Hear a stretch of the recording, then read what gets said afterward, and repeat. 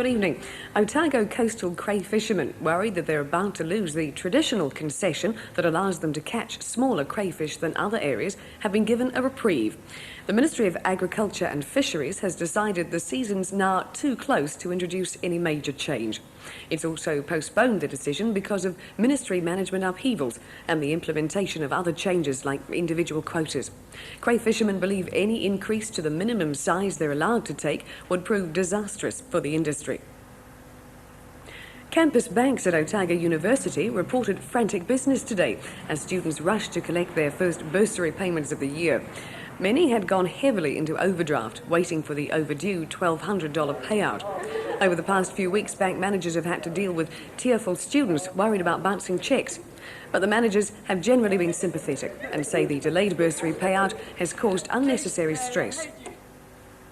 Hugely successful is how the organisers are describing Dunedin Showcase, which was held at the Town Hall over the weekend. More than 17,000 people visited the exhibition, which means the organisers more than covered their costs. The feedback from both visitors and exhibitors was positive, and discussions are now being held about the possibility of taking a nucleus of the showcase to the North Island. The public appeal, launched a couple of weeks ago to upgrade Dunedin's Glenfallic Gardens, has now raised $36,000. Close to $30,000 was pledged on the first night, and many other major donations have been promised since then. The coming election for a new mayor of Dunedin looks set to be one of the most interesting ever. With 6 months to go, 3 candidates have already thrown their hats into the ring: Michael Haggett, Ian McMeeking and Richard Walls. And Kim Hurring reports Dunedin voters could be in for a wide choice.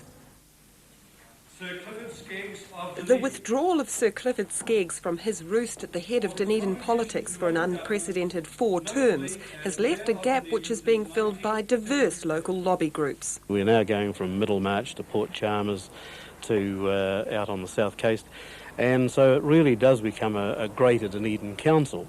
And I think that that's probably stirred up a lot of other people's interests, and I think it'll be an interesting contest. It's every day you open the paper, you see somebody new, so it's it's interesting. The latest in the race are Ian McMeeking and Richard Walls. They have in common that they both failed to get the Citizens Association nomination, and they want to get rates down. I have personal priorities. One is, if I'm elected mayor, then I will take the council to the new wards. I think that's going to be very important. We just can't meet in the centre of the city all the time. Secondly, I want personally to build the bridges with inland Otago, because we can't exist without our hinterland, and that needs a concentrated effort. I would ask the ticket, when it's brought together, to look at positive development policies in tourism, manufacturing, food processing, forestry and so on, and particularly the marketing of our valuable education resources and the better use of them. There are a lot of unemployed people in the area that we're now talking about. There's been a lot of jobs lost in the Dunedin area in the last 2 or 3 years, and I don't believe that the council has really come to grips with the problem. There are all sorts of things that could be done, and that's an area that we're certainly looking at the moment. And I believe that the council has to take responsibility for a lot of the social aspects that concern the unemployed. The second point that I believe that we need to address ourselves to is the question of rates. It's not good enough to see an increase in rates at this time. Who will be your toughest opponent? Probably myself, because I'm always very critical. I think I would not want to assume. I think that the Labour ticket will be strong, but I think they've got problems arising from the fact that they're the government nationally, and there will be some good independents. I think it will come down, people will have to assess that whether Dunedin needs experience or not. So there are 3 declared candidates for Dunedin now. Assuming there are a couple more independents and a Labour Party one, that'll make 6, which is more than the city's ever had before. But an interesting late development may be a further candidate from Dunedin North, where the Labour Party split may throw up another mayoral candidate. Workmen started dismantling Dunedin's Star Fountain this morning to move it from the spot it's occupied since the 1960s. In that time, it's become very much a part of the Octagon. But as Sally Pears reports, its admirers won't have to go too far to find it.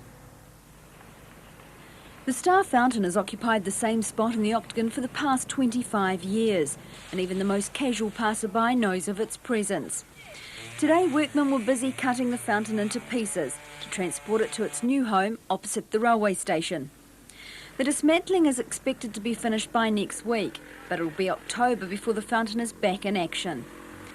The City Council is hoping the fountain will become something of an attraction in its new venue, with specially arranged seating, lighting and display areas.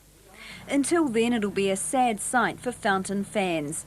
Needless to say, the fountain won't be playing tonight. A new $1 million ice skating rink will open in Dunedin in time for the May school holidays. It replaces Skate In roller skating rink in Cray Valley Road. Ken Nicholson's been following the work which has gone into the conversion in readiness for the big freeze. Maybe Dunedin can thank the brilliant English duo, Torval and Dean, for its new ice skating rink. They were the pair who highlighted the high-profile ice skating holds at the moment, and it's partly because of this that the change has been made to the old skate-in from roller skating to ice. Recent weeks have seen the old building spruced up and the plant to make the ice installed. The whole floor has been insulated with polystyrene and piping installed to pump the fluid across the floor before it freezes. It's a costly business, but those behind the venture have done their homework to see if it's viable. The rink will allow all kinds of ice skating, including curling and ice hockey, and professional coach Georgie Smeagol, who's already taken Otago to the top of the roller skating ladder in this country, feels the same will happen on ice. One of the good things about ice skating is that basically it's a South Island sport, whereas that was one of the problems with roller skating. Everything else was in the North Island and then just Dunedin. And while everyone can't be a Torval or Dean, the changeover from roller skating to ice is not a difficult transition. Quite a lot of the people in the Olympics have been roller skaters first. It's very easy to change from roller to ice, and from what I hear, it's not so easy to change from ice to roller. Maybe the main difference is that when you land, it's a bit wetter, maybe not as hard on the backside. Yeah, that's right. Slide a little. And just before we go, we'll bid a fond, if belated, farewell to the residents of Kurow, because we've shifted to Network 2 and no longer part of their evening viewing. Most of Kurow now gets Christchurch's mainland touch, and they're not too happy about it either. I think it's miserable. Why shouldn't we have our programs?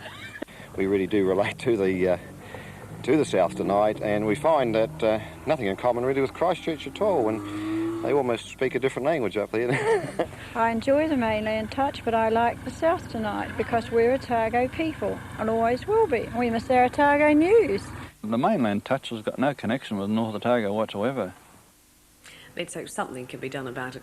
Have a good evening. We'll be back tomorrow. Good night.